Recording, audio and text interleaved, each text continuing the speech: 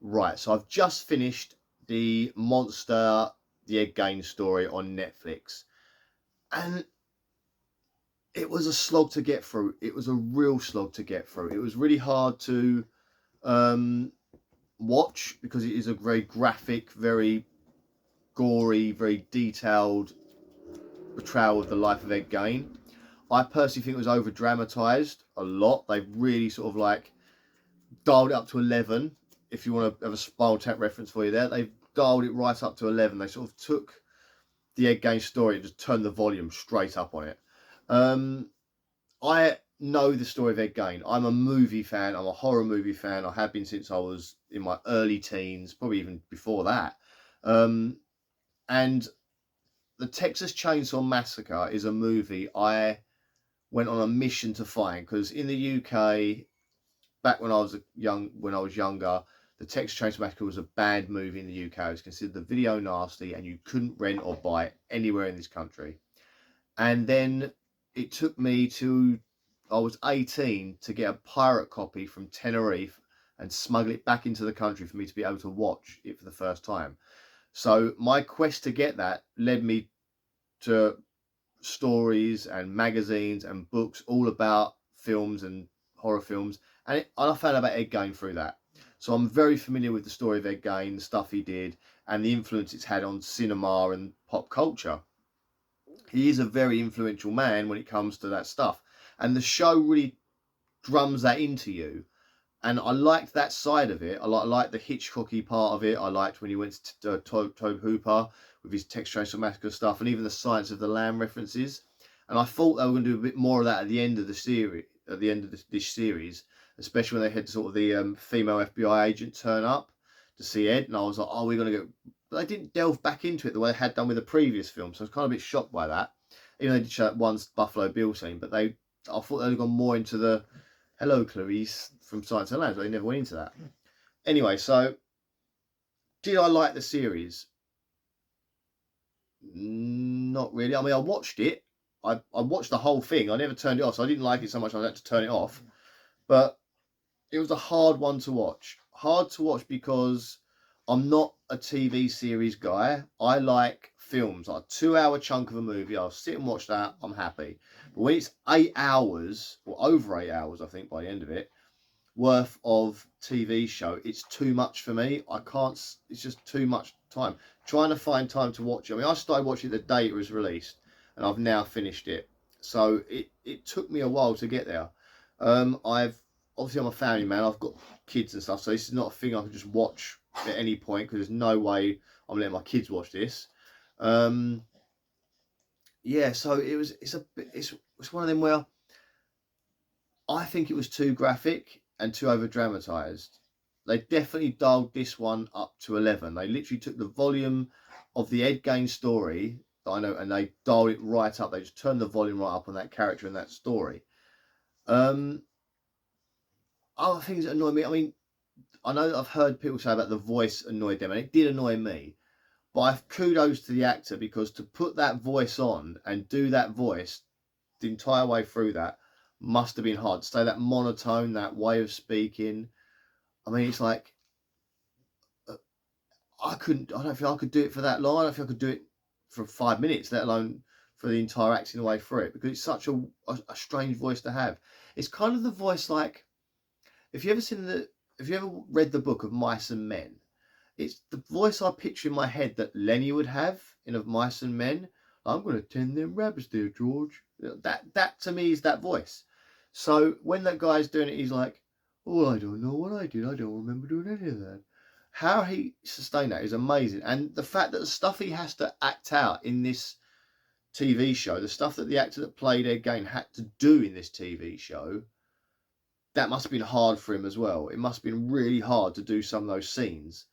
Kudos to the special effects department, because a lot of it was pretty much all practical effects, and they looked real. To me, a lot of the effects looked really real and like ridiculous. So it must have been hard again for him to act with the stuff that he had there, because you hear about things like the guy that played Art the Clown feeling sick and actually vomiting when he was doing the scenes that he was doing. So you can imagine this guy having to sort of like keeping that character and keeping that mindset while performing the acts he did on the stuff. Another thing I was worried about is doing this review, because obviously YouTube flags up certain words that it doesn't like and can do things to your video. So it's hard for me to explain what happens in this show without flagging those words up. So I'm not really going to say much about what goes on in the show. But we all know, if you've seen the show, you know what happens in the show. It's not an easy watch. There's scenes, the scene on the table, for instance, I was like, I don't want to be watching this. And it's kind of that whole, there's this like meme on Facebook where it's sort of like when you're watching wrestling and it's like, but when your mum walks in, there's a picture like Trish Stratus in a bra and panties. There's that, you know what I mean? And that's that meme that comes on. So when you're watching wrestling, it's a picture of like wrestlers fighting each other, Stone Cold beating up The Rock. And then when your mum walks in, it's like Trish Stratus. So it's that whole sort of like thing where, you know, if you're going to watch this show and someone's going to walk in as something dodgy is happening, well, what the hell are you watching, you know? So it's a uncomfortable watch of a show. I do think they over dramatized it a lot. I think that they purposely tried to make it more like the movies that inspired it. A lot of the scenes, like the Chainsaw Massacre scene, where we've got Ed and he's got his mum and he's getting hit that girl over the head with the hammer, which is a direct scene from Texas Chainsaw Massacre. I very much doubt that happened. I doubt that was done that way. And there's another scene where he kills the two hunters in the woods with a chainsaw, and it's all like, and I was like, I doubt that any of that happened either. They're trying to make it like the movies. I did enjoy the making of the movie stuff, sort of when you saw Hitchcock. A lot of people have said that it took them out of it. Like I've seen a lot of people do flash reviews episode by episode, and they were like, it took them out of what they were watching, like going to Hitchcock filming Psycho and then going to Tobe Hooper doing Texas Chainsaw Massacre. And they kind of step on Silence of the Lambs a little bit. They don't go too much into it. I'd have liked to see a bit more of that, to be honest. I'd like to have seen a lot more when the female FBI agents turned up to interview Ed with the other two agents. I'd like to have maybe made that a bit more Texas Chainsaw, a bit more Silence of the Lambs-y, but they didn't. I don't know why they didn't. They just chose not to. I don't know if I like this show or not. I mean, I watched it all. I never turned it off, so I must have enjoyed parts of it. But at the end of it, I was kind of like, oh, it's 8 hours of my life I'm not getting back. And I wish I'd watched something else instead.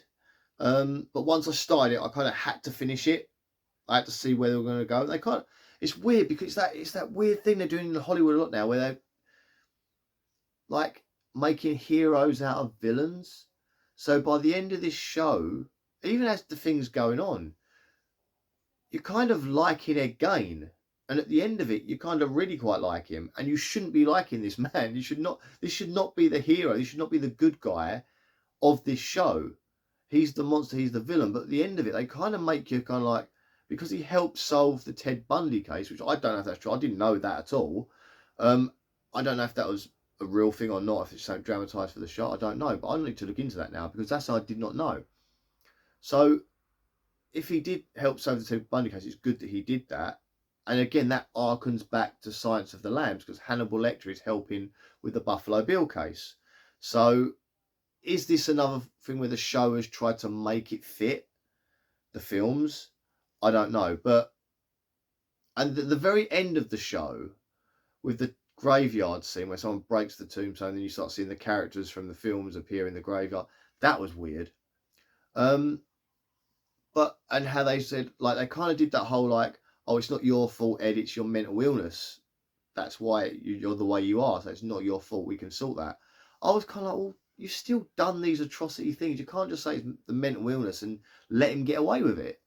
Which is kind of like what happened. Because as that guy in the prison said, that whole bit did not need to happen, by the way. The whole scene with the guy in the prison trading things for whatever he traded it for, and you know, that bit did not need to happen. I can't remember Richie saying or other.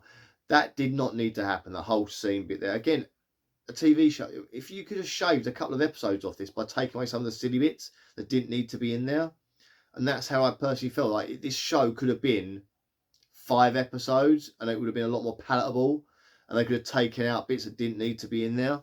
A lot of characters that didn't need to be in there as well. I mean, I did enjoy the show. I guess I enjoyed it because I liked hearing his story, his dramatisation.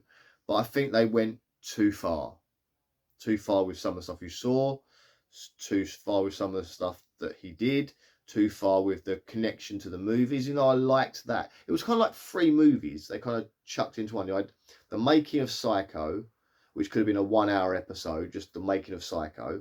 And they could have had that as a show on its own and put a bit more in it. And then the making of Texas Chainsaw Massacre, they could have done that as well. 2 separate things. But they kind of and I do wonder if there was going to be like a making of that, and they were going to make those shows separately. They kind of chucked them all in, made a big soup and done. And I get why they did it, because the biggest thing Gein did was influence pop culture. And as you saw, other killers, like influencing other serial killers that idolised him. And people do, I mean, you hear about this all the time, like serial killers in prison getting fan mail. And you're like, what? But it happens, you know. The serial killers get fan mail. So I suppose he had this legion of people that looked up to him, and including people that were killers as well, saw him as this like icon, this idol of someone who'd done it before. And as that guy in the prison, sorry, I was trying to get to, that guy in the prison said, Ed Gein now lives in like a suite, in a spa, which he's in this insane asylum, yeah, but it was kind of like a comfortable living. It was kind of like a nice place to live after he'd done the stuff he'd done. He never went to trial. He was never found guilty, really, because they couldn't send him to trial because of how he was. So they just chucked him in this insane asylum, not really knowing what to do with him. And it's mental that you think like that, because obviously Ted Bundy was killed, wasn't he? But yeah, so I was kind of shocked by the show. I was shocked by how graphic it was and what they put in it. But at the same time, it was kind of like, I thought it was a bit silly in places. But yeah, the actor that played him, deserves awards if they give them to him for the portrayal he did, because that must have been a hard job to do. And just, I said, that voice, well, I don't know what I'm doing over here. I didn't think I did anything wrong. That monitor, oh my God. And the whole way through it, he's doing these atrocious things, but he's not showing emotion. It's weird. But there we go. Would I recommend this show to watch? Only if you have a strong stomach and you have the time to sit and watch it. Like as I said, I have a family, so I just can't just sit down and watch this show like that, because the kids are home from school. They can't watch it. Obviously, they've got to be well away from this show.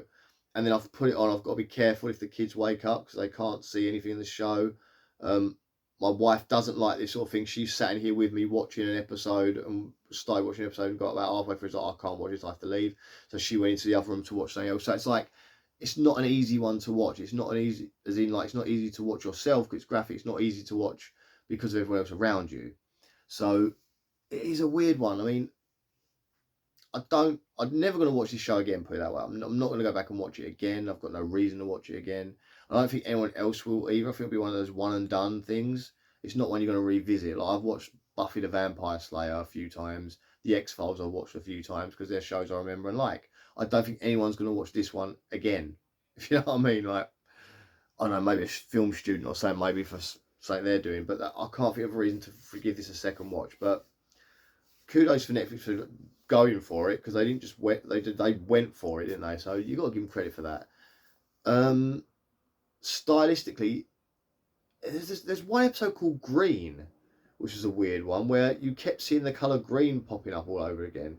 And I think I must have missed the reference to why that was happening. It was one episode where like blood would turn green and he liked green bras. It was a weird one. That was a weird, the whole thing was weird, really. But there was, I mean, it's hard to talk about this stuff on videos because YouTube will flag up words. So I want to talk about certain, like the dinner table scene. That was hard to watch when he decided he was going to do stuff on that dinner table, and you're like, what am I watching? Yeah, a lot of the scenes were hard to watch, like stuff he was doing and that, and it weren't nice to watch. I'm a weird one. Like, I don't mind blood, gore, violence, but the naughtiness stuff, I don't like that. I don't like watching that sort of stuff. I'm not into that. Like, I don't like films like I Spit on Your Grave. I find that incredibly hard to watch. I've watched it because it was a film everyone talked about, but didn't like watching that film. Last House on Earth, I don't like watching either. Those things, I don't like watching them sort of things. So they really give me sort of the, it's to say, it just puts me right off, and I just don't want to watch that films like that. Like, I've watched those films once, and I've never gone back and watch them again because I don't feel comfortable watching stuff like that. Yeah, I can watch blood, guts, horror stuff, scary stuff. That's fine. But when it comes to the naughty, maybe I'm just a bit of like a prude. I don't know. I just don't like. I don't find that things good to watch, and I feel very uncomfortable watching them. I think that was the worst part of the show for me. Was that side of the show was the most uncomfortable thing for me to watch. But anyway, guys, let me know what you think of this show. Did you feel like me, a bit let down by it? Because it was like I was really enjoying, really fascinated to watch. And I have seen a dramatised version of the Ed Gein story before. It was like a made-for-TV movie that I rented out of a video shop years ago. And that was actually quite good. It's quite informative. It was nothing like this, as in like the graphic side of it. I actually remember thinking Ed Gein was quite tame. Like, he hadn't done much. This film, this TV show shows a lot more of what he did. But I think they're going to do a Ted Bundy one as well. I know they're doing some woman next. They did, Dharma was the first one. That was the big one, the first one. And then there was one about, I didn't watch the one about 2 people that killed people. And I know the next one's about a woman. So I might watch that one, but I can see him doing a Bundy one. I know that Zac Efron recently did the Ted Bundy movie, but it didn't concentrate on the killings. It was more concentrating on the man. But they might do, Netflix might do the Bundy one. I'm trying to think, who else could they do? Manson, maybe. He popped up in the end of the show, didn't he, as well? Like, they did the whole, like, all the famous serial killers coming to wish him well, like, when he died. And again, like, gave him a kind of a happy ending, which was weird. I didn't expect him to have a happy. I thought he'd be going down the stairs, not up the stairs, but there we go. Yeah, I still don't know what to think of this show. I might have to sleep on it and think of what the hell I thought of this show by the end of it, because it was a little what the hell type of show on it. Again, guys, sorry. If you can write in the comments, let me know what you thought of the show. Did you enjoy it? Will you be watching it a second time round? What did you think of the acting? Did the voice wind you up? I think the voice didn't wind me up as much as the over the top, what happened, like over the top in the real life, like turn the volume up on his real life. I think that kind of wound me up more than the voice. But I did think it was an incredible feat by the actor. I think he does deserve an award for his acting in this show. Like, what they call it, is it Golden Globe or something? I don't know, but he deserves. Sorry, very late. He deserves some sort of award, because it is a hard thing to do, and he's done well at it. But anyway, guys, yeah, sorry, back to that. Yeah, send me a message on what you thought of the show. What serial killer do you think they're going to do after they do the female one? And did you think it was a good portrayal of the story of Ed Gein, or do you think they went too far? Anyway, guys, see you soon and enjoy yourselves and have a good night. Bye.